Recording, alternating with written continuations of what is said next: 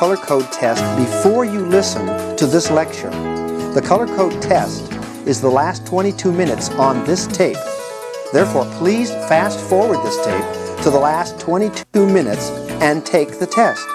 Then come back to the beginning of the tape and listen to the lecture on the color code. I'm going to talk to you about colors. I'm going to talk to you about personality. You cannot understand how important it is when you communicate to somebody to communicate to them in their language and not your language. We're missing all the time in our communications. Each family, the mom and dads have different personalities, and they clash or they mesh, but there's a dynamic that occurs in that marriage dyad, okay? When we've got these two people, there's going to be certain sparks that fly or certain things happening depending on their particular personalities, and that overflows onto the children. That impresses each child in a different way, and each child has a different personality. And among the siblings, they have rank and order and things that are going on. Now, personality tests, this has been going on for clear back before Christ, and they came up with the basic 4 personalities. There's all kinds of ramifications of this. Taylor Hartman made some observations that are taken basically from Hippocrates. This is not a perfect model, but it's the simplest personality model I've ever seen. This is the model I use in my parenting program because it's so simple and so powerful. Now, I've been to school and studied the personality deals and taken the tests and studied them and figured them all out and found out that most of them are so complicated and so subjective, they're worthless to the lay people. O'Leary, remember him back in the 60s? He was brilliant, and the personality model he came up with was absolutely brilliant. But you had to be a PhD to understand it. And to ever give it to a client to take home and use was totally ridiculous. Some psychologists might understand them, but then the next psychologist in the next room will totally disagree with the analysis of this particular test. Do you understand that? So to me, they're useless. I want something concrete. I want something easy. So one of the first things I do in my parenting seminars is to teach about personality. This is a personality model, and I've taught parenting with it, and I've taught parenting without it. This is the one model, the one personality program that I can give to lay people, and they take it home and they understand it. And from today forward, if you've never heard of this, your life will be different. I promise you, you will see people differently. Now, the purpose of this is to help you to be tolerant of other personalities, so that people that are different from you aren't automatically stupid or crazy. It might be you, okay? All right. Now, Taylor Hartman is a member of the church, and he's become a wonderful friend of mine. When I first met him, I didn't like him at all. My wife and my secretary were friends, and that's a bad situation. And so they set me up to go out and see this guy. The secretary did. She had been there. My wife went innocently, I found out later, although I was very suspicious for a while. And I always sit in the very front row and take notes because I want to learn everything I can. And I sat down there, and he began to teach. And he said, this personality model is different. He said it's not based on what people do, like these other personality models are, based on behavior. This personality model is based on motive. And it's very simple. And a child can understand it. And so he says, I hope I won't have any difficulty with you people tonight. Okay. So I sit there in the front taking notes. Okay, that sounds pretty good. He's right. Okay. And then he started to talk. And the more he talked, the more insulted I became. And I looked at my wife, and she didn't know anything about it. But they was like listening outside our door. And he was talking about me and describing me. And what he was doing is he was talking about 4 different colors. Red, whose motivation and purpose is power. Reds are into power, into control. They're the shakers and the movers. I'll say more about that. Let me get them all up here first so you'll get an idea. And blues are into intimacy. They want to talk to you. They want to be understood. These are logically oriented. These are emotionally oriented.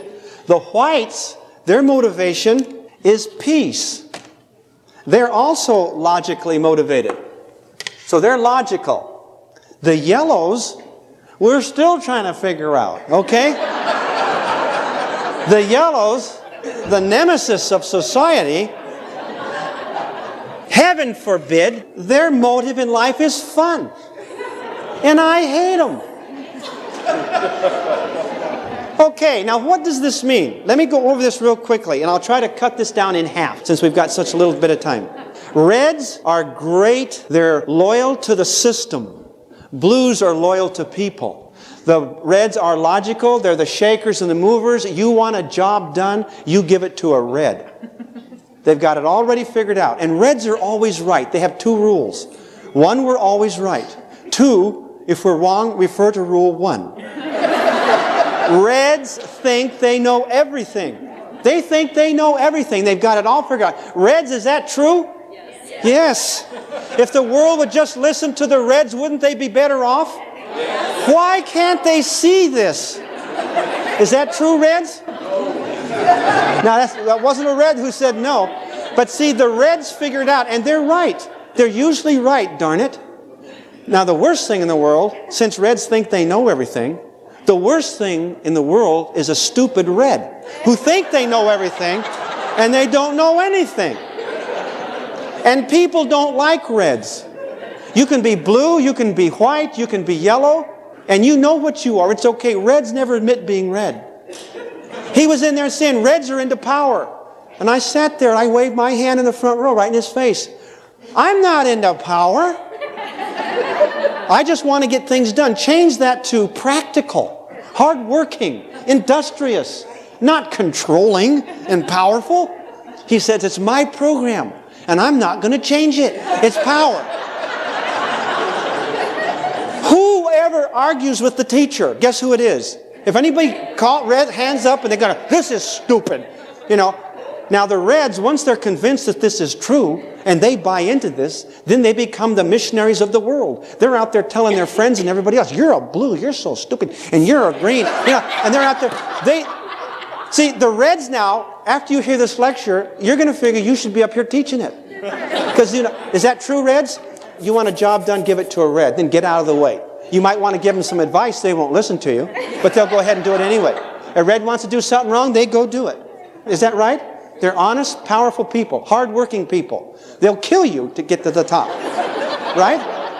Now, there's no correct color, really. There's no right color. This is your preference. Now, the idea is to have the strengths of all the colors and try to eliminate the weaknesses. It would be great to have a great balance between, have the virtues of all of these, wouldn't it? Somebody says, I got half of this and half of this and half of this and half of this. I'm well balanced, except they had all the sick parts. Okay, so... all right. Now, the little red boy comes home from school, the first day at school. And he says, okay, what's for lunch? You know, he's on a half day. Here he is, just came through half day of school at kindergarten. And Mom says, this is your first day. She's a blue. Intimacy. Wants to bond. Sweetheart, how was your day? Ma, I beat up 2 kids. Get out of my way. What's to eat? I'm hungry. I want to be part of your life. What's the matter with me? I'm a failure as a mother. Oh. Tell me about, talk to me. Mom, what do you want to talk about? It's like I told my wife. She says, I want to talk. I says, okay, I got 15 minutes, go. She says, that doesn't count. I says, well, give you your chance. Don't complain to me. See, reds don't like tears, do they? If you're a blue and you're crying, because blues want intimacy, they're into feelings. Reds don't respect people who cry. Poor thing, what a weak wimp. You know, that's too bad. You're not crying. That doesn't work. I'll tell you about my wife crying sometime. Okay, the reds, what kind of a marriage happens when red and blue marry? Whenever two reds are in a relationship, what is the issue? Power. When one red and anybody else is in a relationship, what is the issue with the red? Power, and who's in control? They try to be, and they're awful frustrated and mean if they can't. And they're going to use power and intimidation and anger to get their way. Do you know any of them? I married one, right? I said, how many married a red one time in a group? And the lady says, used to. Got rid of that turkey. I want intimacy. She was a blue. She wanted to go out and marry a blue. Someone who had feelings, someone who cared, someone who she could relate with. So she got this slobbing, depressed, crying, blubbering blue. Blues also have weaknesses we'll talk about. Okay, white, what do they want? Peace, man. Peace. They're not going to argue with you, whatever you say. I've got a son. You do your music. Yes, sir. You write it down. Yes, sir. Would he ever do it? No, they're passive-aggressive. They say they'll do it, but they never perform. You know what passive-aggressive is? They don't cooperate. They just play the game. They're not there. You say, can I count on you? Yeah. Will you be there? Yeah, sure. You weren't there the last 3 times. Can I count on you this time? I'll be there. Okay. Remember? They don't show up. They're not there again. Oh, I forgot. Passive-aggressive. Passive-aggressive, the best definition I ever heard, and I'd say this not to be mean to you, but just to say that I think you will remember if I tell it this way. Passive-aggressive, the best definition they gave us in college, said a passive-aggressive is like a great big St. Bernard dog who's got his big paws up on your shoulders and he's licking your face, just loving you, you're so nice while he piddles on your shoe. That, will you remember that? You remember that? That's what that white husband does to you. Or that white wife. Okay, I'll do it. Okay, oh yeah. But they're not there. They don't perform. These whites are confused. They don't know what's going on. You can't get them to make up their mind. You work with them and work with them and work with them because they don't want to confront. And you work with them and you work with them and you finally get them to make up their mind. And you go get a drink of water, you come back, they've lost it. You got to start over. You have a kid. We got to leave in 5 minutes. We're going to have to pick out which candy you want. There's 8 of them here. And you pick out one or we're leaving. All right, that's it. I'm picking out one. No, mommy, I'll pick this one. You get outside the door. I made a mistake. Whites are confused. They're logical. They're quiet. Now, what happens? Why are you guys laughing? Because you're married to these people, right? Is it important to understand personality? What if you got 2 reds, husband and wife, 2 reds, and a little blue daughter? Where does that kid get intimacy? Or a red dad and a blue mom and a blue kid. That blue kid's liable to go just to the, what? The blue parent and get lots of stuff and get all the beat up and all the bad messages and all the strong stuff from the red. And that's not fair in a relationship, is it? Mom and dad need to know about that. And dad needs to come across with a lot more empathy and sensitivity, doesn't he, to that red boy? Can your little red daughter be beating up that little boy? Oh, have no mercy at all. Now, when you become aware of this, you're going to change things. You're going to see things totally different. Now, this will help you at work. It'll help you in your marriage. It'll help you with your kids. It'll help the siblings interrelate as you talk about it. You can help that boy that's blue or red to be more sensitive or less aggressive and less caustic. All right, so white is into peace. They want to be approved. We'll get into that in a minute, what their needs are. Okay, yellow is fun. These people are weird, okay? I want to ask you something. Honestly, now be truthful. How many of you got at least 15 yellow? Raise your hand. 1 or 2 or 3? This is normal. These people don't come to this stuff.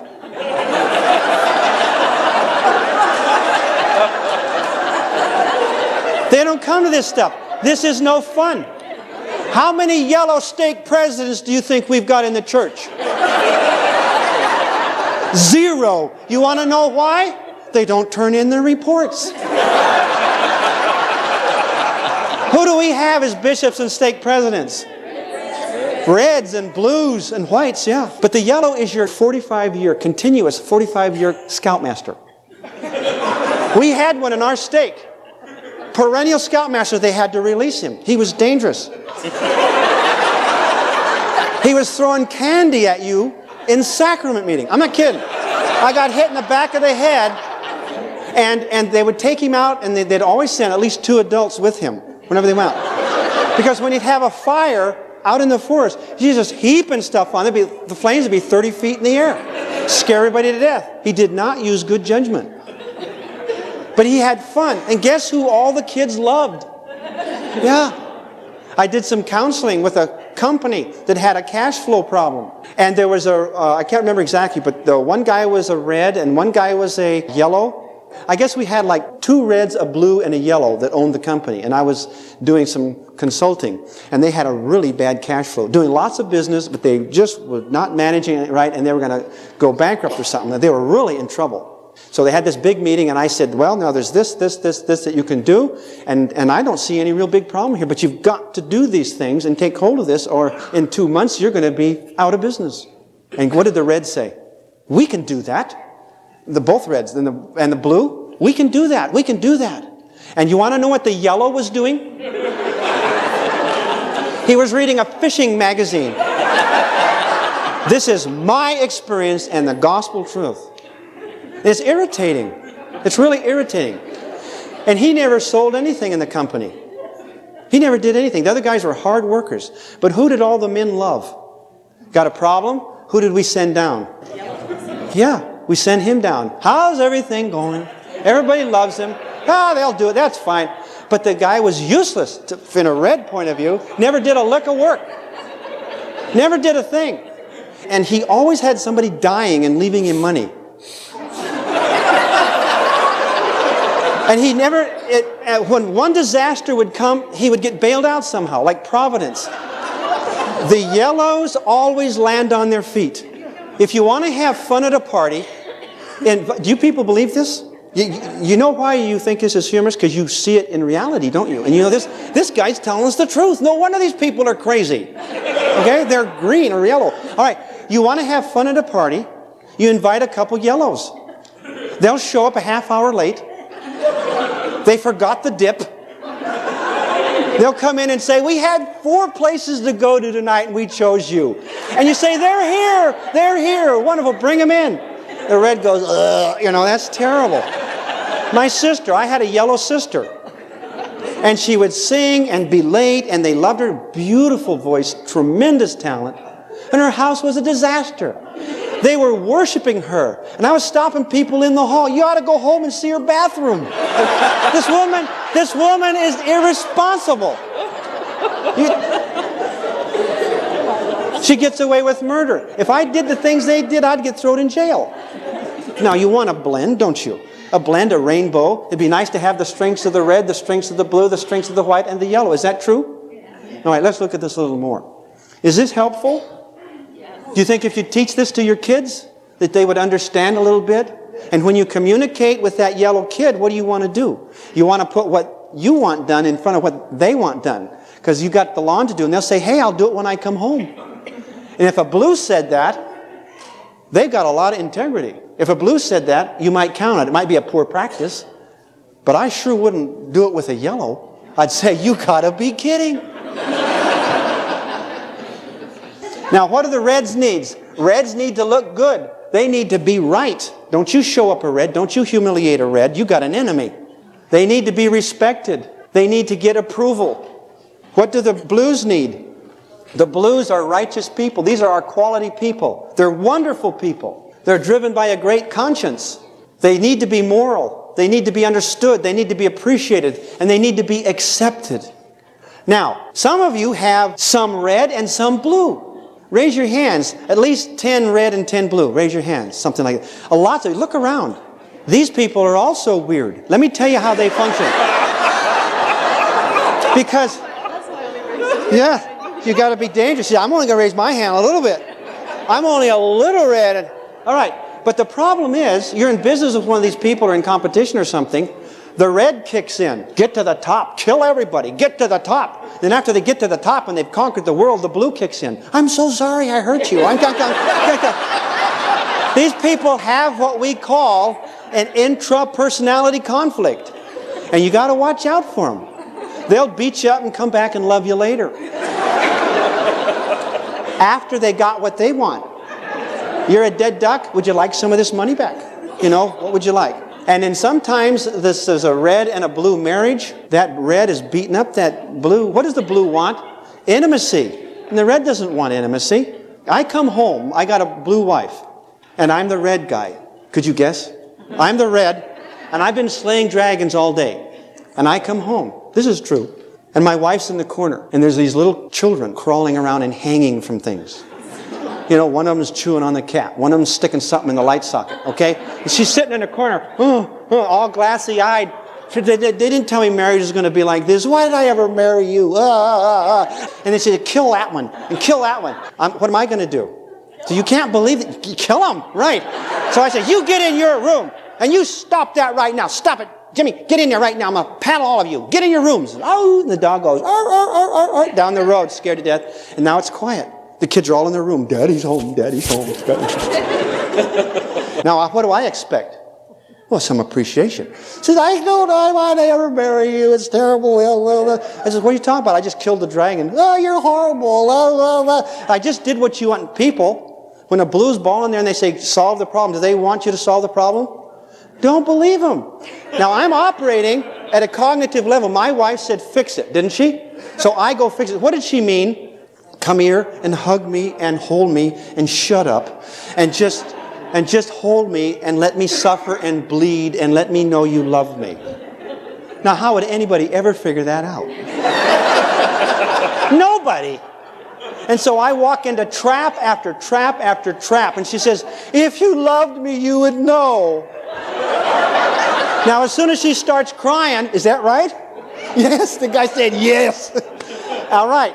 And I get F in mind reading. I got no clue what she's talking about. I flunked mind reading in school.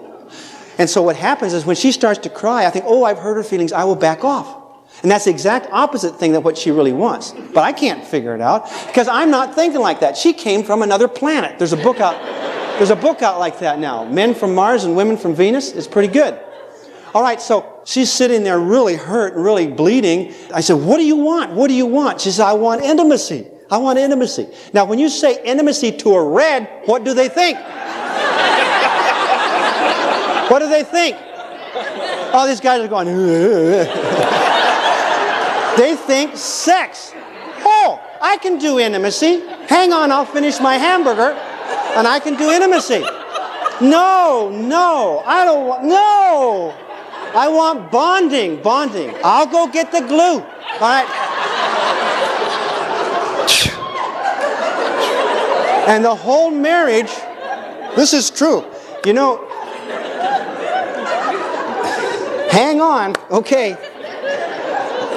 Most of you are red and blue combinations, and that's wonderful. But the point is, you're not communicating.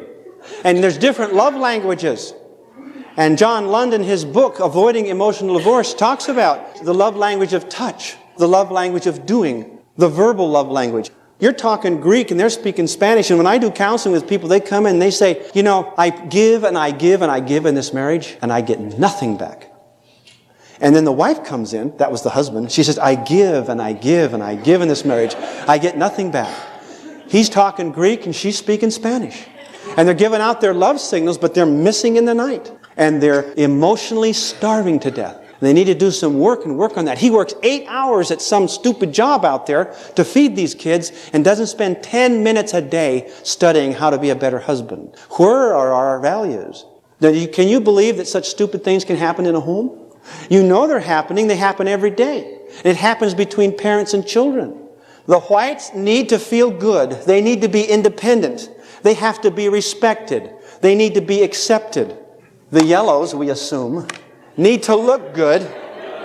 They need to be popular. They need to be noticed. They need to get approval. Yellows want center stage. Yellows love the limelight. Yellows must be adored. If you want to make it with a yellow, you just worship them. You adore them. You say, you are wonderful. And they say, that's true. And it's wonderful that you appreciate that. Okay? But a yellow won't stick around. What do you think would happen if a red married a yellow? Yellows are irreverent. They're not where they're supposed to be when they're supposed to be. They just are not. Reds are logical, confident, practical, decisive, determined, responsible, and powerful. That's right. Absolutely. And let the world know. Is that right? World, stand back. You can have a red son that's 2 years old, and he's shaking his cage in the bedroom in that crib, trying to get out to take over for the stupid blue mother who's absolutely incompetent. Let me out.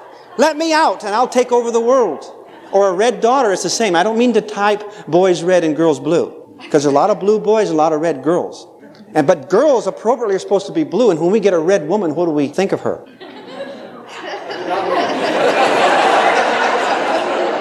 She's called a witch, isn't she? She's supposed to be kind and considerate. And that red woman stands up to you and says, I don't think you're correct. In fact, I know you're wrong, and I think you're stupid. And furthermore, I'm suing your company. Well, that wasn't very nice. Okay. Loyal, reliable for the blues. They're so sincere. They're creative. They're respectful, they're disciplined, they're sensitive. These are our high moral people, you understand? They're hard workers, they're appropriate. These are the ones in the Relief Society that put the men run the priesthood, and you go in there and the guy stands up there, who's got the lesson today? Didn't somebody call you? Didn't somebody call you? No, I thought it was your turn. Oh, he's out of town. Anybody want to give the lesson? No. Well, get out a little early today. Is that the priesthood? The Relief Society, since 2 weeks ago Thursday, they had the pictures up, flowers, tablecloth, and treats. And they come in and they love each other and they cry and they have a wonderful time.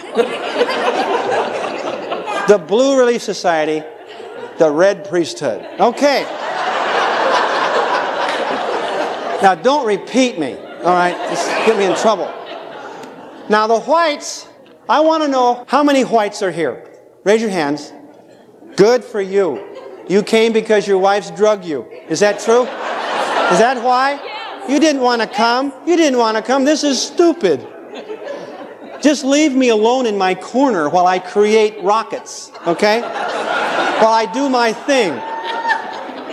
We have a patriarch in our stake that's white, a bishop that's white. Wonderful, beautiful people. But everybody loves them. They never confront anybody. I have a white sister-in-law. And Lily and I, my wife, will be at her. I'm going to kill your sister. And she says, that's all right. That's okay. It's very hard for them to take it. They don't know a lot of times. The wonderful, wonderful people. Accepting. Do I need some white? I need to be accepting and not so judgmental. Is that true? Okay. What about the yellows? They're charismatic. They're eager. They're happy. They're fun. They're outgoing. They're trusting. They're optimistic. They're nuts. Okay? Now, what happens if you have a guy who has a lot of red and a lot of yellow? Boy, you have a powerful, charismatic leader. A woman that has red and yellow? Yeah, how many red, yellow men have we got? Red, yellow women. Boy, that's great. My favorite woman is what? What do you think my favorite woman would be? White. Me, Tarzan, this Jane. Okay. Are there a lot of white-red marriages? Oh, yeah, lots of white-red marriages. Because the reds are willing to do everything and take absolute control, and the whites say, that's okay. No problem. I got no problem with that. But now when you get a red married to a blue, this blue is heavyweight. Like the red, and they're going to stand up to him. And they're going to get hurt. And a lot of times these blues are terribly emotionally beat up. And they got to protect themselves. They got to talk to this red. And this red needs to understand he's got a blue wife, and thank heaven he doesn't have another red wife. Okay? You think people ought to know about this? As soon as I was made bishop of a young adult ward, I says, quick, come here, let me tell you this. And then tell them about the color code. And they said, good grief, I've been going out with an idiot, and etc. I would like to have known. I asked my wife, she said, if I'd known this stuff, I'd have never married you. You're sick. I said, no, I'm not sick, sweetheart, I'm different. She says, no, you're sick. You are sick. All right. And I'll tell you why in a little bit. Now let's talk about the weaknesses. Okay, now the reds really don't have any, but I'm going to...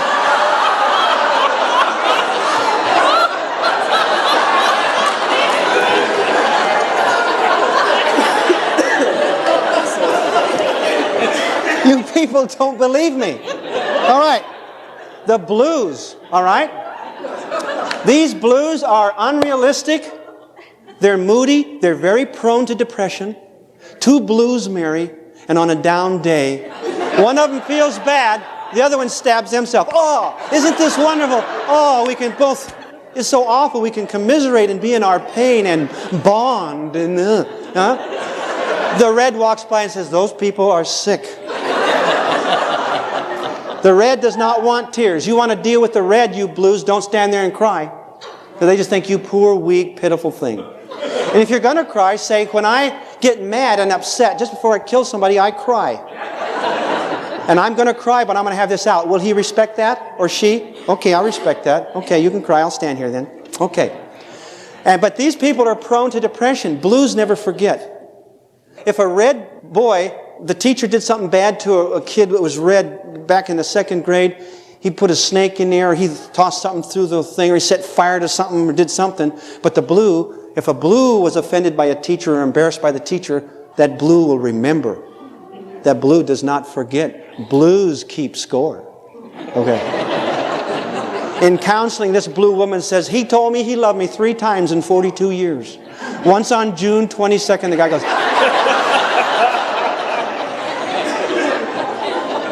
He says, I love you, I love you, I love you. She says, it doesn't count. They keep score. They're hurt. Eventually, they can remember the teacher's name. They can remember what they said. Is that true, Blues? Do you remember? Yes. Yes, some emotion there. Yes, we remember. And God will pay them back, won't He? Is that true? And so you guys that are red think you're ruling your wife and beating her up, and she's blue. Look out, she's getting you. In marriage counseling, I won't get into that, but a lot of it has to do with the sexual relationship. The guy says, are you serious? And I says, yes, I'm serious. And she looks at him and grins. I said, take a clue. You're getting paid back. You're not getting away with any of this stuff. He's being macho. Yeah? Can't understand why he's so messed up. Okay, so the whites, they're uninvolved. They're unsure. They're lazy. I have a white son that's talented. He won the whole California composition for high schools, and he won the whole state and the county and everything, and then runner-up in the United States. Could I ever get him to write down that stuff? He would never write it down. If he had wrote down that music, it was beautiful. We would all be wealthy. Say, write it down, son. Okay, okay. But would he ever do it? No. It was in a power struggle. Whenever a red and a white get in a power struggle, who always wins? White. Because the white will not be told what to do. And you can't control anybody. But is the red frosted? They're so upset, they're yelling, they're hollering. You said you'd be here and I counted on you. And she said, yeah, I know I did. Something came up. Something came up. Remember that dog? They will get you. All right. They're stubborn, they're reluctant, they're boring, and they're indecisive. See, I've been telling you that. Okay. And I told you that. I can hear you cussing him out right now. That's right. Tanya, you listen to this guy. All right. He's a white, is that right? And you're a red, blue. Yeah, and you're red, blue, but you're mostly red, and you're acting red. Yeah, and he's white, and it's okay with him. Is this true or what? Oh, it's absolutely true. Absolutely. Now, unfortunately, okay, now this is to help you. This is not to say you're stupid. Now, on the way home, when this guy had taught us this, I was madder and madder and madder. And I got in the car and started driving home. It was about an hour or 45 minutes. My wife was going. I said, stop that. He doesn't know about us. I know. I said, I've studied as much psychology as he does. He doesn't know anything. Besides that, he's wrong. Reds are not into power. Are you red? No, I'm not red. I'm blue. I'm sensitive. And I said, I never hurt your feelings. I didn't do those things he said a red does to a blue. He says, oh yeah, you did. I says, what do you mean? I never hurt your feelings. She says, oh yeah, early on in our marriage, you hurt my feelings a lot. I'd lay in bed and cry and cry. You'd be off in some bishopric meeting and I would cry and cry. You weren't there. You weren't sensitive to me. You didn't know what my needs were. And I'd cry and cry. And I said, why, after all these years, would you tell me I'm a lousy husband? She said, I stayed with you because I knew you were a good man. You intended to do good. You were just stupid. Okay? I said, well, that's comforting. She said, oh, I would have left you. But you were a good man and you were really trying. And I understand now that you're not crazy. You're just weird. And there's a difference. You're red and I'm blue. And I'm oversensitive and you're not sensitive enough at all. And so we got to work on this. And I was angry. See, reds don't like to admit their color. Okay, because they don't like that tag.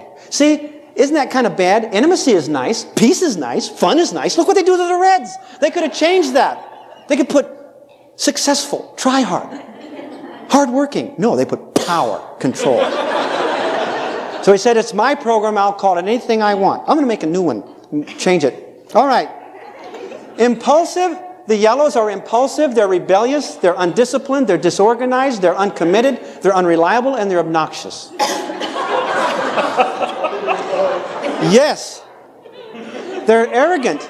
They think they're God's gift to the world. And we accept them for that, but they don't work hard.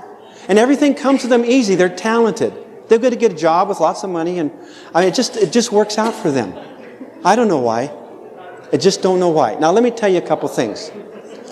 Well, people are complaining. I hear them up here. On the reds, I had to make up some. So, on the reds, they're impatient because people are so slow. And they're insensitive. Not really. We're just not overcome with sensitivity. They say they're contentious, and I think people should stand up for what they believe is right. Don't you? And they're arrogant. Now, being honestly humble, if you knew everything, wouldn't you be arrogant? Wouldn't it be okay? Who was it? Dizzy Dean or one of those guys said, if you can do it, it ain't bragging, right? Okay. Are you guys getting the feeling? You get the idea and the attitudes here? And they're selfish. They're not really. There's 4 pieces of pie and 5 people at dinner. The red takes 1 piece of pie and says, the rest of you work it out. Somebody had to. Okay? Somebody's going to have a piece of pie. The rest of you work it out. Are they bossy? Just to confused people. You got to tell them what to do. Some people have to be told what to do. Are they critical? Constructively critical. They're just trying to help people. Now, I took the test, and out of 45 questions, I'm 44 red. I have 1 blue. And I'm ashamed of that blue. I mean, no.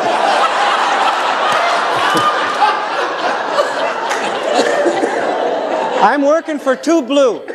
I had to lie a little bit, but I'm going to get 2 blue.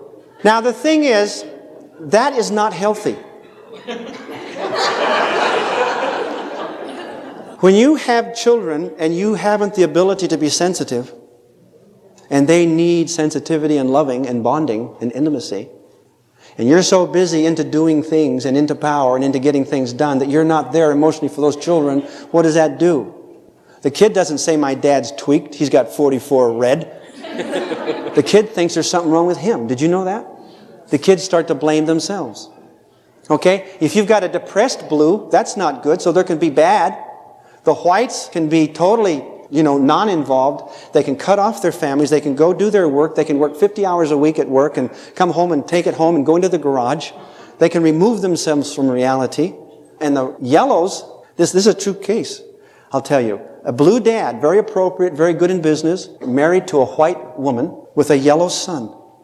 Now you tell me God doesn't have a sense of humor. All right? Dad would come home, and Dad is very appropriate. We've got to do right by this son. He's got to learn responsibility. By the way, where is he? Mama says, I don't know, but wherever he is, it's okay. And Dad said, it's not okay. Look at his room. It's a filthy mess. It's disorganized. We cannot let him grow up like this. How is he going to support a family? He's not doing anything at school. He doesn't do his room. Now we're cracking down. We're going to be good parents. Mom says, okay, it's okay with me. And he says, honey, you've got to support me. This is about the 20th time this year we've had this discussion. I can't do this at work. You have got to take charge at home. Will you do it? Of course. Of course. Honey, look, you've got to take charge here. Will you do it? It's important to our son. We love our son. You've got to get on him on this room and get it organized and get him back in school. He's 16 years old. He's flunking out of stuff. He won't take anything hard. If it's hard, he drops it. I mean, he's not doing a thing with his life, and we've got to do this. We are his parents. God's going to hold us accountable for this. I know. Will you do it? Can I count on you? I'm working long hours. Yes, you can count on me. Okay. Have a meeting. The boy says, okay, I'll do it. I'll clean my room. I'll do all this. Of course, Dad, hurry. I got the guys out outside. We're going to go someplace. He says, okay, you promise you're going to do it? Okay. Well, what happens, the scenario, I got to shorten it. But day after day they come home, and the room's bad, the schools are bad reports, and Dad finally blows again. Because he's appropriate. And he's losing his son. And he gets his wife in there and he's bawling her out. Didn't we have this agreement? Didn't we agree we're going to do this and you haven't done it? What's happening? And the mother, he says, don't you understand what I'm saying? How important this is? She says, yes, I do. But why are you so upset? He goes, they're different people. Do you understand? They're different people. This concludes the program on this side of the cassette. To continue the program, please turn the cassette over. Now, the kid loved his mother and he loved his dad, but he didn't want to be around his dad. Why? His dad was constantly after him. It was like me. When I have my kids, I say, who wants to go to the store with Daddy, get ice cream? I do. They all want to go. And then as we're going down the road, I say, how's your schoolwork coming? How's this coming? How's that coming? And you got this done, you got that done. You know, not a father's interview, the third degree. All right, there's a difference. And pretty soon, who wants to go with Daddy and buy an ice cream? Nothing. I didn't take a clue. You and you get in the car now. We're going to have a father's interview, and it's going to be a spiritual experience. Or I'm going to break somebody's arm, okay? Is this the approach sometimes that these little tender blues might feel? You know it. If you're a salesman, what do? You're selling something like this, and you go in there, and you've got a forklift you're going to sell, and you go in here to the guy, and he's the foreman, and you talk to him for 2 minutes, and you know right away he's a red. So how do you sell this forklift to this guy? I'm talking about selling ideas or anything. I'm talking to your kids, or I'm talking to your husband, or whatever. This is how you deal. How do you talk to him? You say, hey, we can put this machinery in here. Bottom line is you can fire 5 guys and put $50 more a day in your pocket, and you can do this and be very efficient, and boy, will it be great. And the board of directors or whatever it is, they'll just love you, and etc. And solve his problem too, but men give him power and to get the job done, etc. He will buy it, okay? What do you do to the blue? The men will love you for this. It will give them so much more and it'll be much safer. Is that true? Can you see the different approach? And then their children will thank you, and you'll be able to have extra benefits, and you'll be able to do this, and it'll be wonderful for your people out here. Here, this man's loyal to the institution, this one's loyal to the men. Do you understand? All right. And then the white, you go into him, and you talk to him, and you say, hey, you buy these, and all your problems with OSHA will be over. You won't have anybody on your back anymore, blah, blah, blah, blah. And will that sell him? Are you talking different languages? I'm being ridiculous here, but I'm making a point. I hope you appreciate the point I'm trying to make. It might be a little nebulous. And you go to the yellow guy, what do? If that guy ever had a job like that, okay?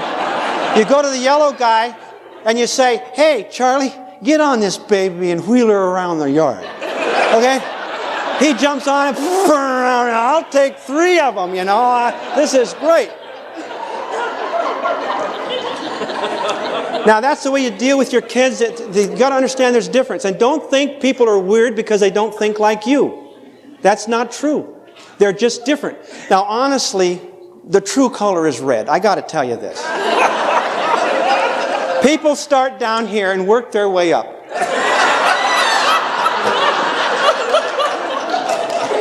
And when you're celestialized, you'll be boo, okay.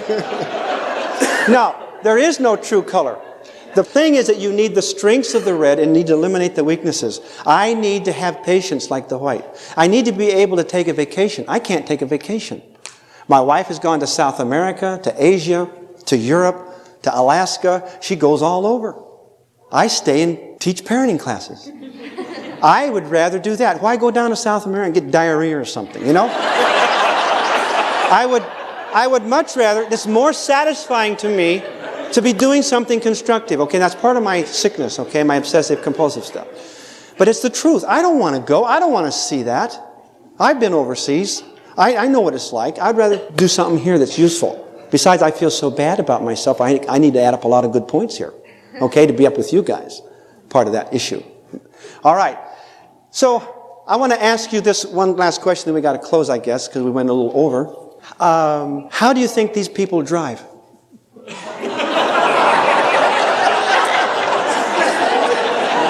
Stop hitting your husband back there. How do you think they drive? The red? You guys already know, don't you? The red's out there. Get out of the way. Park it, buddy. The cop pulls him over and gives him a ticket. Some dumb cop pulled me over and gave me a ticket. I'm the safest driver on the highway. People passing me, and they gave me a ticket. What an idiot. Look at these people. Go get them a ticket. Do they ever take responsibility for doing anything wrong? No. The rest of the world is out of step. I want to tell you this story here. Our little son, our grandson, who is like 2.5, they got him one of these little plastic cars. You could actually open the door and climb in. And then you ran it with your feet. You just ran. And so it had a yellow top and red, and it was really nice. A place that we put gas in and everything. A little empty thing. You pull something out, put something in. And they had it wrapped up and gave it to him, and he just saw it, and his eyes lit up. And he got in the door, and he climbs in the car, and he turned towards the garage thing, and he went, bang! He turned around, bang, into something else, and he kept talking Navajo or something. He kept going, oh, yet, oh, yet, oh, yet, oh, yet, boom. He kept talking, bang, and what's he saying? My daughter says, I don't know what he's saying. I don't know, what is he saying? It sounds like Navajo. Oh, yet, oh, yet. So they got in the car, my son-in-law starts driving, he's driving down the road, all the way, idiot! From the back seat, all the way, idiot!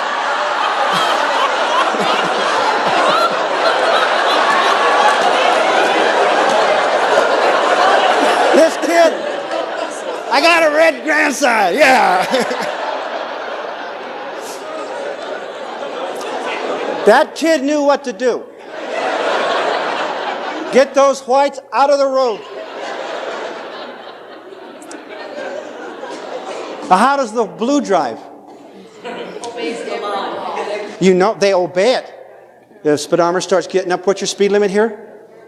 55, gets up to 54 and a half, and the conscience kicks in. God is watching. And boy, they don't do it. They're not going to move. And if this is all being recorded, the world's, is this true? And they don't get tickets. If my daughter got a ticket, she would probably roll right over and die.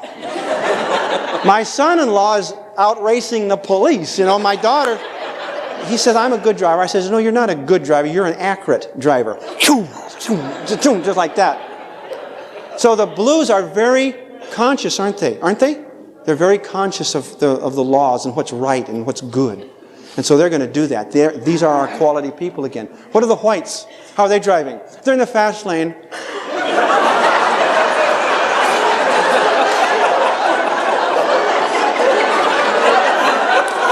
Is that right? They don't know what's happening. The reds are going by. Get out of the way! You know? Cussing them out. Park it, idiot! You know, the whites, they don't know what's happening. So, you know people that drive like that? And the yellows in their sport car, talking, top down, they're whizzing around, go right past their exit. Oh, there was that. Turn around and go back.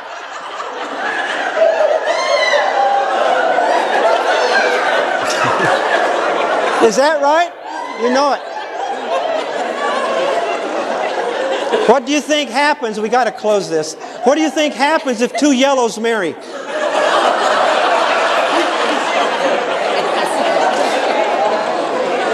As a bishop, I'm sitting there and I said, he's yellow and you're yellow. Who are you kidding? Who's going to pay the bills? Who's going to keep the books? Who's going to make sure the kids do their studies and they get them to school?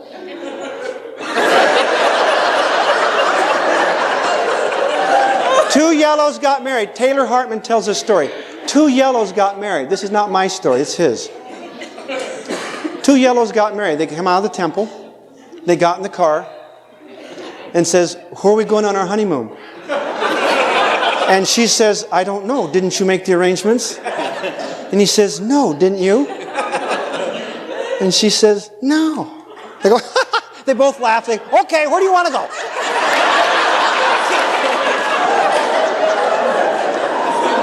That blue had everything planned out for months. Is that true? The red had decided exactly what they're going to do. Boy, they had it all planned, the invitations out. And these yellow would say, did you think about invitations? No, do you think we need any? Oh, we can call people. It's all right. They know us. People will show up. Okay, they show up. And everything works out. Now, Taylor Hartman is a yellow. He had to get a red to get hold of him to write the book. The book I'm suggesting that you get is called The Color Code by Taylor Hartman. Costs you $19 or so. And there's a lot of really, really good stuff in it. I want you to go home and look at the blends, figure out your kids. Some of them you can tell in the womb what they are. And figure out some of the dynamics and what's happening in your home because of the differences in the personality. I don't think that you will ever be the same from the time you hear The Color Code. It has changed my life. It has totally changed my relationship with my wife. It's totally changed how I see my children. I can accept my white son. I can accept my red son, my blue daughter, and I understand how to connect with them better. I'd like to make a comment that I went most of my life thinking that different was wrong. If people were different from me, they were wrong. And reading The Color Code really turned that around a lot. And when my wife and I were dating, we read this together and we studied this together. And it's made a real difference for us because we understand each other where we might not have understood a lot of the differences otherwise. Takes a lot of stress out, doesn't it? People, I should have said it as good as he did. And I appreciate that comment. Yellow is beautiful. And white is beautiful. The white has great strength and great calmness and peace. The yellow is enthusiastic, bombastic, energetic, optimistic, happy, and enjoying life. The blue is powerful and intimate and loyal, courageous, sacrificial. The red is courageous and determined and working hard. Do you understand the great strengths? But as each has weaknesses, we want to start working away those weaknesses and enjoy the strengths here. I need the intimacy of the blue to be a whole person. Do you understand that? I'm not a whole person if I'm 45 red, for pity's sake. But can you see how I need to be accepting and kind and gentle and slow to anger and long-suffering like the white? Can you see how I need this desperately? And I need to be able to have some fun. People look at me and say, don't you ever have any fun? And I said, yes, I made 43 instead of 42 widgets last week. And they go, whoa, that's big time. This guy said, you're nuts. And I'm saying, yeah, but look at what I got over here. Now I feel like I'm doing something. I feel worthy. I feel okay. And this person says, you're out of your mind. They're at the beach and they're loving. I mean, they're just having fun. And I'm saying, I'm going to work. I say, this is my sickness. I'm going to work and work and work and work and retire and be able to be like a yellow. Now that don't fit. Okay? This color code thing is not making fun at all. Is one of the most powerful tools that I have ever been able to use when I'm sitting there with a family trying to help them understand each other. And mom and dad, they take the test and I give it to them and they go home and mom's a yellow and dad's a blue. Or whatever it is, and we get the kids figured out. And sometimes it's hard to tell on a kid because they're really covering over and pretending, a lot of it. But this is so vital that we understand who we are and what's important to us and what's important to those we love so that we don't injure them. You've got to help that white set goals. You've got to encourage them to set goals. You've got to calm this red down so they're not so insensitive and hurtful of people. You've got to strengthen this little blue and let them know that, yes, it's good to have a conscience, but they can't be hurt about everything somebody says and not to be into depression and stuff. Do you understand? And this yellow, good luck. All right? Yellows are delightful. But as a father, I was a red, and I had a white son, and I had a blue daughter, and I have another red son and another red son. And when they didn't do things the way I had it figured out, I would give feelings and impressions, and I would communicate disapproval. Do you think that a red father who's into athletics and accomplishments could give a disapproving message to a blue son that wasn't into athletics, that wasn't aggressive? That he could make that son feel less of a man instead of accepting that son for who he is? Do you think that as parents or as companions, we give a you're not okay message because we're different? One time, one of the first times I taught this, it was in a group of about 30 people, and a woman burst into tears. And she realized what she had been doing and the conflict that existed. And she went home and just put her arms around this boy that she had just alienated. She just couldn't figure him out. There was something wrong with him. And honest, when I got this first son of mine, I thought, where did he come from? He's not like me. He's not like his mother. I mean, there's a piece missing with this kid. He's not aggressive. He's got problems with honesty here. He's got problems with working. He's lazy. We've taught him. He doesn't respond. What's wrong? Did you drop him, honey? No. Did you? No? I mean, but that's who he was. Now, I was giving these disapproving messages. What did that do to his self-esteem? Oh, it was horrible. I was assassinating. I was murdering him. And I was raised like that, and I was killed. This is our telestial mugging. This is when we come and experience poor parenting. This is where we come and learn how to parent correctly and how important it is to parent correctly. It's important for us to have an understanding that we came from the pre-existence with our spirits, with a fully developed spirit. And we came with our personalities. And we're different. Some of us are yellow or white or combinations, blue or red. And we need to accept each other for who we are. I joke about it. I am not proud of 44 red and 1 blue. That is sick. Okay? One of these days I'll have 2 blue. But I'll guarantee it will not be a yellow. If I'm going to apostatize, it's going to be in the blue direction. Now, there's sick reds and blues, and there's healthy reds and blues and yellows and all. Could you accept your children for who they are? I want to bear you my testimony. We have a lot of fun and we joke and stuff. But bottom line, all of this has to be done by the Spirit. To seek information in the temple and in the Scriptures. To learn by experience, to be very, very wise and discerning and try to figure this stuff out. And then apply it with great courage. Always, always unconditional love. And reaching out and establishing the relationships. Now you'll throw cabbage here. But I want to tell you that the relationship you develop with these children is more important than the education they get. Don't sacrifice the relationship and insist they work harder in school if that is a either or. Do you understand what I'm trying to say? Don't destroy a relationship over education. Don't destroy a relationship over an eagle. Don't destroy a relationship over seminary. You tell them what they're supposed to do and say, this is between you and the Lord. And I love you, and no matter what you choose, I love you. I will always be there for you. I know you're going to suffer if you make wrong choices. I've made some. But this is what we hold dear. This is true. You're going to have to make these decisions yourself. And I love you. I will always love you. And I will not condemn you, and I will not criticize you. This is your life, and you have a divine right to live out your life and to make mistakes without my condemnation. Does this make sense? The children have to be asked, will you support me as father? Will you support me as mother? I'm just going to do the best I can. I'll make a lot of mistakes. This is the first time I've ever been a parent. I'm scared to death.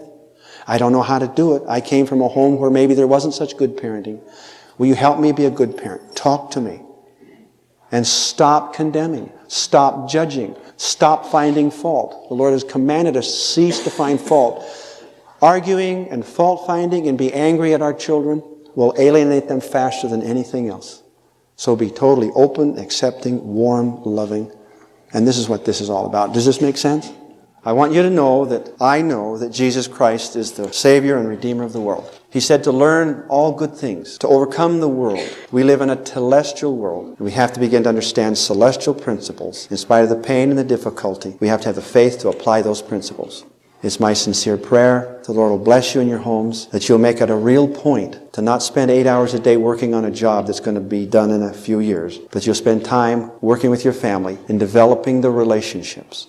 I don't believe it's right to sacrifice a relationship over school. My son Danny is doing well now. He doesn't want to have anything to do with this church. He's got some funny ideas about it. But I accept him for who he is and his right to believe anything he wants to believe. I accept Danny. He can think what he wants to think. He can be who he wants to be. He can do what he wants to do. He can feel what he wants to feel. And because that differs from me in a political or a religious framework, I'm not going to deny him or myself the sweet relationship of a father and son. I'm not going to sacrifice it on the altar of seminary or scouting or church or anything else because I can't judge that. And I'm not going to use anger or threats or withhold my love until he conforms. I'm going to accept him for who he is now and try to develop that relationship.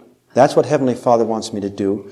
and let go and turn it over to Heavenly Father, who in His good time will let that man, my son Danny, experience those things in life which are most calculated to lead him back to Heavenly Father. It's in Heavenly Father's hands. I accept him. I love him. He's a good man. He's got a lot better qualities than I have in many areas. He's confused now, and I'll never, ever give up. And if I can believe what Joseph said, and Elder Packer who quoted it, to bind that boy up with love and with my faith, knowing that someday he must pass through the trials and the difficulties that will bring him to a point to know what we know now. I love him. I accept him. And I thank my Heavenly Father for the privilege of being here, to have had those experiences in life which have taught me a little bit more about what it means to be a celestial parent. It's hard. It's difficult. And Joseph Smith taught us, he said, before you're ready to go to the celestial kingdom, the Lord must try you and test you and refine you till it would almost break your heart. You'll feel like your heart's being torn right out. And I've experienced a little of that, and I guess I'll experience more. But in the end, we wipe away our tears. We're resurrected. We'll have our families, our loved ones. We will get through this school. And as we look back, we'll say, it was good that we had that suffering. It was better for us to pass through the sorrow that we might know the good from the evil. I know that God lives. I know that Jesus Christ is our Savior and our Redeemer. And I thank Him publicly. I thank you for the opportunity to be here. It's a thrilling experience. And God bless us all to be better parents, to find the keys to successful parenting, which is found in the temple and which is found in the Scriptures.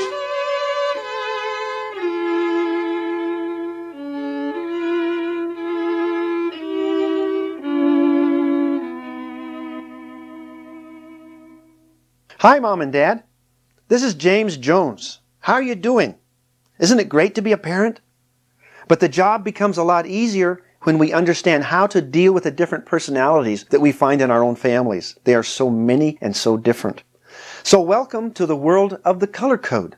The color code is a very, very simple and powerful personality model developed by Dr. Taylor Hartman. But before you learn about it, please take this easy 45-question test. There are no right or wrong answers to this test. It's strictly a preference test, and it will tell you all about yourself and what things are most important to you as a person. There's no right or wrong answers. Please be sure to take this test before you hear the color code lecture so that your answers will not be influenced by an unconscious desire on your part to make the results come out in some way you think they should come out. Okay, let's go. Here are some preliminary instructions. First, I suggest you use a tape player with a pause button so you can pause the tape and reflect on your answers before you give the answers and not feel rushed. Naturally, you're going to need a paper and pencil, number 1 to 45. Each of these questions will be multiple choice, one of 4 answers. So by each number on your paper, 1 through 45, you'll put either an A, a B, a C, or a D, whatever your selection might be. Okay, now it's time to discover your own personality type. Your own color. Perhaps you will learn things about yourself that you were not aware of, or find out why you have certain tendencies or reactions that you never could understand before. And you'll probably be able to identify the colors of some of your acquaintances too. This will help you to understand them better and point the way to more meaningful relationships both in and out of your family. It's very unlikely that your color will prove to be a pure color, namely 100% red or 100% blue or white or yellow. Nature just is not that simple. Instead, even those individuals with a strong affinity for one particular color will find it tinged with traces of other colors. When your test results reflect high scores in more than one personality area, that is, when 2 colors are almost equal in strength, you may at first find it very difficult to identify which is your really predominant color. But don't worry about it. As you learn more, as you hear more, the motives and characteristics of each personality type will become clear to you, and you'll have no trouble determining your primary personality color, or who you really are. As you seek your true identity, you may begin to see yourself differently, very differently, but much more accurately. You'll become aware of your many strengths, and though some of your suspicions about yourself may also be verified, you'll be comforted in knowing that you are not alone. We all have a balance of strengths and weaknesses in our personality makeup. Don't be discouraged by any of the weaknesses that you have. In taking the personality profile test, be as honest as you can be. There's no point in deceiving yourself or playing any games about who you really are. Dishonesty will only limit your knowledge of yourself and taint your relationships with other people. Here are some other suggestions that will help make taking the test easier and will make your answers more accurate. First, mark the choices that come to you most readily and skip the more difficult questions and then return to them later. 2, do not hesitate to ask other people for feedback, especially people who may not agree with you. They can have great insight. Their opinions can help you balance your self-assessment. And 3, strive to choose answers which are the most often typical of your thoughts and or your actions. Subconsciously, you may want to avoid identifying or facing the real you, but tough it out. Be honest. Don't cheat yourself by prettying things up. The potential rewards for honesty are invaluable. Now enjoy the test. You're about to determine your true color. Question number 1. A, opinionated. B, nurturing. C, inventive. D, outgoing. Please select the word that describes you most often and put that letter, your selection, alongside of number 1. Again, so that you understand, there will be 4 adjectives. They will be listed in A, B, C, D order. Select the one and only one that fits you the best. Remember, you must pick one, and you may only pick one. Some people get very frustrated at this because sometimes in some sets there are several that describe them, and in other sets they can't find even one word that really they feel describes them well. But you must pick one. This forces a choice. This forces a preference. Number 2, A, power-oriented. B, a perfectionist. C, indecisive. D, self-centered. Number 3, A, dominant. B, sympathetic. C, tolerant. D, enthusiastic. 4, A, self-serving. B, suspicious. C, unsure. D, naive. Number 5, A, decisive.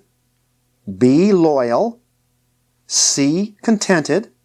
D, playful. Number 6, A, arrogant. B, worry-prone. C, silently stubborn. D, flighty. Number 7, A, assertive. B, reliable. C, kind. D, sociable. Number 8, A, bossy. B, self-critical. C, reluctant. D, a teaser. Number 9, A, action-oriented. B, analytical. C, easygoing. D, carefree. Number 10, A, critical of others. B, overly sensitive. C, shy. D, obnoxious. 11, A, determined. B, detail conscious. C, a good listener. D, a party person. Number 12, A, demanding. B, unforgiving. C, unmotivated. D, vain. 13, A, responsible. B, idealistic. C, considerate. And D, happy. Number 14, A, impatient. B, moody. C, passive. D, impulsive. Number 15, A, strong-willed. B, respectful. C, patient. D, fun-loving. Number 16, A, argumentative. B, unrealistic. C, directionless. D, an interrupter. Number 17. A. Independent. B. Dependable. C. Even-tempered. D. Trusting. 18. A. Aggressive. B. Frequently depressed. C. Ambivalent. D. Forgetful. 19. A. Powerful. B. Deliberate. C. Gentle. And D. Optimistic. Number 20. A. Insensitive. B. Judgmental. C. Boring. D. Undisciplined. 21. A. Logical. B. Emotional. C. Agreeable. D. Popular. 22. A. Always right. B. Guilt-prone. C. Unenthusiastic. D. Uncommitted. 23. A. Pragmatic.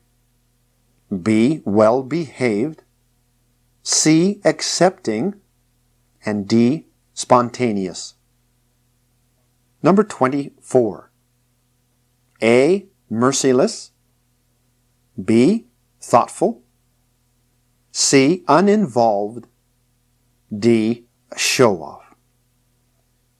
Number 25. A. Task-oriented. B. Sincere. C. Diplomatic. D. Lively. Number 26. A. Tactless. B. Hard to please. C. Lazy. D. Loud. Number 27. A. Direct. B. Creative. C. Adaptable. D. A performer. Number 28. A. Calculating. B. Self-righteous. C. Self-deprecating. D. Disorganized. Number 29. A. Confident. B. Disciplined. C. Pleasant. D. Charismatic. Number 30. A. Intimidating. B. Careful. C. Unproductive. D. Afraid to face facts. Please select one of the multiple choices, A, B, C, or D, in the following situations. Question 31. If I applied for a job, a prospective employer would most likely hire me because I am A. Driven, direct, and delegating. B. Deliberate, accurate, and reliable. C. Patient, adaptable, and tactful. D. Fun-loving, spirited, and casual. 32. When involved in an intimate relationship, if I feel threatened by my partner, I A. Fight back with facts and anger. B. Cry, feel hurt, and plan revenge. C. Become quiet, withdrawn, and often hold anger until I blow up over some minor issue later. D. Distance myself and avoid further conflict. 33. For me, life is most meaningful when it A. is task-oriented and productive. B. is filled with people and purpose. C. is free of pressures and stress. D. allows me to be playful, lighthearted, and optimistic. 34. As a child, I was A. stubborn, bright, and or aggressive. B. well-behaved, caring, and or depressed. C. quiet, easygoing, and or shy. D. too talkative, happy, and or playful. Number 35. As an adult, I am A. Opinionated, determined, and or bossy. B. Responsible, honest, and or forgiving. C. Accepting, contented, and or unmotivated. D. Charismatic, positive, and or obnoxious. 36. As a parent, I am A. Demanding, quick-tempered, and or uncompromising. B. Concerned, sensitive, and or critical. C. Permissive, easily persuaded, and or often overwhelmed. D. Playful, casual, and or irresponsible. 37. In an argument with a friend, I am most likely to be A. Verbally stubborn about facts. B. Concerned about others' feelings and principles. C. Silently stubborn, uncomfortable, and or confused. D. Loud, uncomfortable, and or compromising. 38. If my friend was in trouble, I would be A. Protective, resourceful, and recommend solutions. B. Concerned, empathetic, and loyal, regardless of the problem. C. Supportive, patient, and a good listener. D. Non-judgmental, optimistic, and downplaying the seriousness of the situation. 39. When I make decisions, I am A. Assertive, articulate, and logical. B. Deliberate, precise, and cautious. C. Indecisive, timid, and reluctant. D. Impulsive, uncommitted, and inconsistent. 40. When I fail, I feel A. Silently self-critical, yet verbally stubborn and defensive. B. Guilty, self-critical, and vulnerable to depression. I dwell on it. C. Unsettled and fearful, but I keep it to myself. D. Embarrassed and nervous, seeking to escape the situation. 41. If someone crosses me, A. I am angered and cunningly plan ways to get even quickly. B. I feel deeply hurt and find it almost impossible to forgive completely. Generally, getting even is not enough. C. I am silently hurt and plan to get even and or completely avoid the other person. D. I want to avoid confrontation. Consider the situation not important enough to bother with and or seek other friends. 42. Work is A. most productive way to spend one's time.